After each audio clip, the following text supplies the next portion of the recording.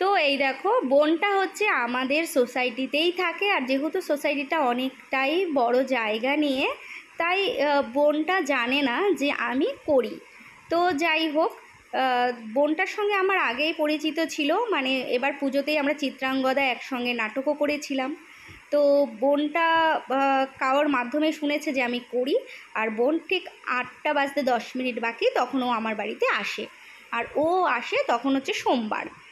তো যাই হোক, আসার পর আমি বোনকে বললাম, বোন তুমি ভালো করে আগে ক্লিনিং করে নাও। ও নিজে হাতে সুন্দর করে ক্লিনিং করে নিল। তারপরে আমি অবশ করে দিলাম নাকটা, আর তারপরে বোনকে বললাম, বোন তুমি চয়েস করো তুমি কোনটা পরবে। তো আমি বিভিন্ন রকম বোনকে দেখাই, চয়েস করতে বলি যে তুমি যেটা বলবে আমি সেটাই তোমাকে পরিয়ে দেব। তো যাই হোক, লাস্টে বোনটা চয়েস করলো, আর চয়েস করার পর বললো, দিদি তুমি আমাকে এইটাই পরাও, এইটা আমার ভীষণ পছন্দ হয়েছে। আমি বললাম ঠিক আছে তাই হোক। আর ঠিক তারপরেই বোনকে আমি বললাম, বোন এই যে তোমার সামনে আমি নিডিলটা কাটলাম, আর কেটে তোমাকে আমি করাবো, আর করিয়ে তোমার হাতেই নিডিলটা আমি দিয়ে দেবো, তুমি বাইরে ফেলে দিও। তখন বললো ঠিক আছে দিদি। আর এবার আমি পয়েন্টিং করে নিলাম যাতে সেপ্টেমটা হয় একদম ঠিকঠাক আর একদম মিডিলে।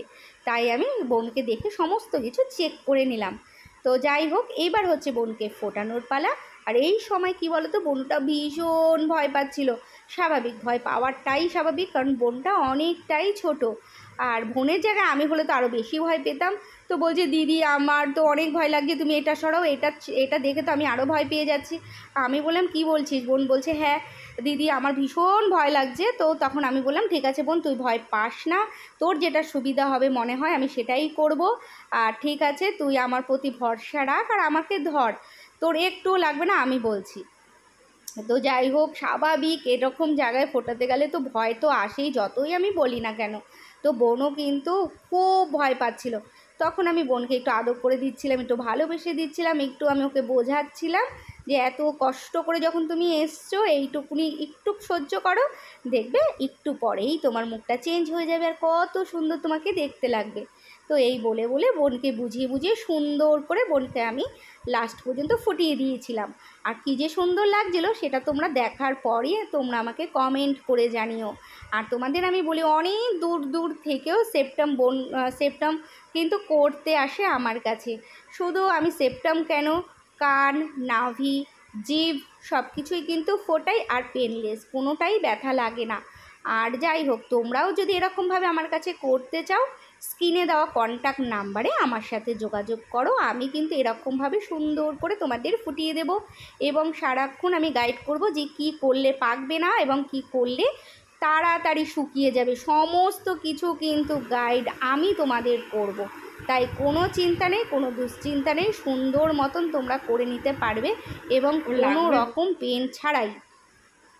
তো যাই হোক, এবার বোনকে আমি গুজিটা লাগিয়ে দিচ্ছি। তো তোমরা দেখো বোনকে আজকে কেমন লাগছে। আর পুরোপুরি মিডিলে সুন্দর করে আমি বনুকে ফুটিয়ে দিয়েছি। আর বনু থাকে বারাসাত নক্ষত্র। তো এই দেখো, আর তোমরা কিন্তু অবশ্যই বোনকে কমেন্ট করে যেও যে বোনকে কেমন লাগছে। তারপরেও যদি তোমাদের কোনো প্রশ্ন থাকে তো অবশ্যই তোমরা কিন্তু স্ক্রিনে দেওয়া কন্ট্যাক্ট নাম্বারে আমাকে জানাবে কেমন, কোনো রকম দ্বিধা করবে না। আর বোনের সঙ্গে এসেছিলো বোনের দিদি, আর বোনের দিদি বোনকে ভীষণভাবে সাহস দিচ্ছিল যে বনু তুই ফোটা, তোর কোনো সমস্যা হবে না। এবার সত্যি বলো যে কতটা তোমার ব্যথা লাগলো? আমি তো ভয়ে কান্না করেছিলাম, তো ব্যথা অত লাগে। সত্যি ভালো লাগছে মন থেকে? হ্যাঁ সত্যি ভালো লাগছে, আমার অনেক দিনের ইচ্ছে ছিল। আর এবার তুমি বলো যে আমি জানি তুমি আমার সোসাইটিতেই থাকো, সেটা তো আমি জানি। আর জাস্ট এইটা তুমি বলো যে তোমার এখানে আমার কাছে সার্ভিসটা নিয়ে কেমন লাগলো? হ্যাঁ খুব ভালো লাগলো, মানে খুব ফ্রেন্ডলি অ্যান্ড মানে খুব ভালো লেগেছে আমার। তো এই যে বনু হচ্ছে আমাদের সোসাইটিতেই এক জায়গাতেই থাকে, আর এই যে বনুর সঙ্গে এসে গেছে ওর দিদি। তো দিদি আজকে বোনকে অনেকটা সাহস দিচ্ছিল, বোন নাকি ভীষণ ভীতু।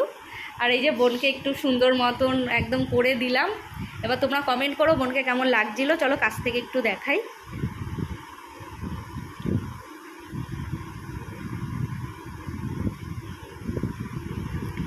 বোন থাকে হচ্ছে আমাদের বারাসাত ম্যাগনোলিয়া নক্ষত্র সোসাইটিতে, সেখানে আমরাও থাকি, তো বোনও থাকে।